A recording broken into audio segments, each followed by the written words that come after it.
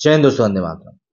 काम वाली बाई, काम वाली बाइयां वो एक हिस्सा बन चुकी है हमारी सोसाइटी का, जिनको कि हम लोग इंग्लिश में हाउस हेल्प भी कहते हैं, कि उनके बिना शहरों में आज की तारीख में शायद गाड़ी आगे बढ़े ही ना।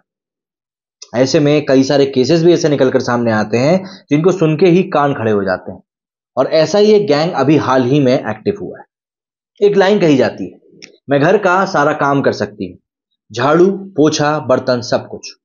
और यहां से शुरुआत होती है एक ऐसे जाल की जिसकी कल्पना कोई कर ही नहीं सकता। जी हाँ, कुछ ऐसा ही इंट्रोडक्शन दिया जाता है और फिर उसके बाद जाल बिछाने की होती है शुरुआत। जाल नौकरानी से मालकिन बनने का, जाल घर की सारी दौलत को अपने कब्जे में करने का, जाल सारी प्रॉपर्टी के पेपर अपने नाम करने का। बस आप उस नौकरानी के गोरख जाल में फंसे तो समझो बचना मुश्किल है। वो चंद दिनों में ही आपको आपके घर से बेदखल कर देगी, ये बात याद रखें। इस नौकरानी का नाम है प्रीति। उम्र 25 साल और इसके निशाने पर हैं दिल्ली और एनसीआर के घर। आखिर ऐसा क्या हुआ जिसके बाद इस नौकरानी की हकीकत निकलकर सामने आ गई? दरअसल ये कहानी है गाजियाबाद के एक घर की। गाजियाबाद के पौष इलाके में 3 मंजिला इमारत जिसकी कीमत करीब 5 करोड़ रुपए है। उस घर में प्रीति नौकरानी बनकर पहुंची। इस घर में एक बुजुर्ग महिला रहती थी जो गाजियाबाद के एक कॉलेज की रिटायर्ड चांसलर थी। सुधा सिंह की उम्र करीब 70 साल थी और साथ में था इनका एक बेटा। बेटे की मानसिक हालत पूरी तरह से ठीक नहीं थी और इसलिए ही सुधा सिंह को एक नौकरानी की जरूरत पड़ी। प्रीति इस घर में पूरी प्लानिंग के तहत पहुंची।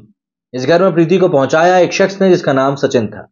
यह भी प्रीति के गैंग का ही एक शातिर आदमी था। प्रीति ने घर में पहुंचते ही अपना काम शुरू कर दिया।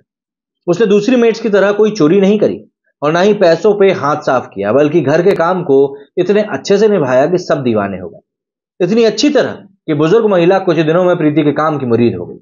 वो अपने बेटे को बेहद अच्छी तरह से संभाल रही थी। कुछ ही समय में 25 साल की ये लड़की नौकरानी से घर के एक सदस्य की तरह बन गई। सुधा सिंह की तबीयत भी अक्सर खराब रहती थी, वो कैंसर से पीड़ित भी थी। अब घर के सारे कामकाज प्रीति ने संभाल लिए थे। घर में क्या खाना बनेगा, बाजार से क्या लाया जाएगा, घर के खर्चों में कितना पैसा इस्तेमाल होगा, ये सब प्रीति ही तय कर रही थी। बुजुर्ग महिला को लगा कि उन्हें इससे अच्छी नौकरानी कोई और नहीं मिल सकती, लेकिन प्रीति ने तो कुछ और ही तैयारियां करके रखी थी और वो बस इंतजार कर रही थी सही वक्त का। वो इंतजार कर रही थी सुधा सिंह की मौत का।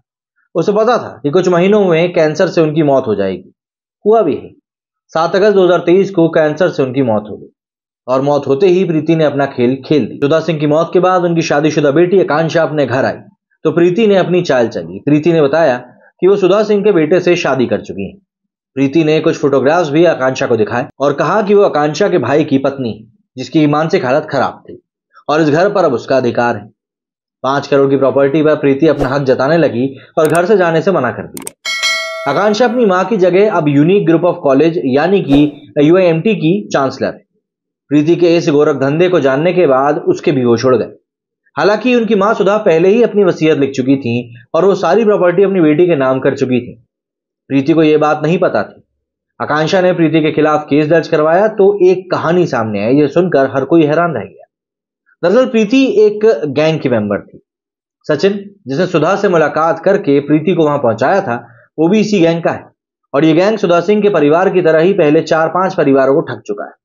ये लोग ऐसे ही पहले नौकरानी बनकर प्रीति को दूसरे के घरों में भेजते हैं और फिर उनकी प्रॉपर्टी पर अलग अलग तरह से हाथ साफ कर लेते हैं। जाहिर सी बात है, कई सारे ऐसे लोग हैं जो कि आजकल ठग बनकर घूमते रहते हैं और वो किस बेस में आपके सामने आ जाएंगे आपको खुद पता नहीं चले।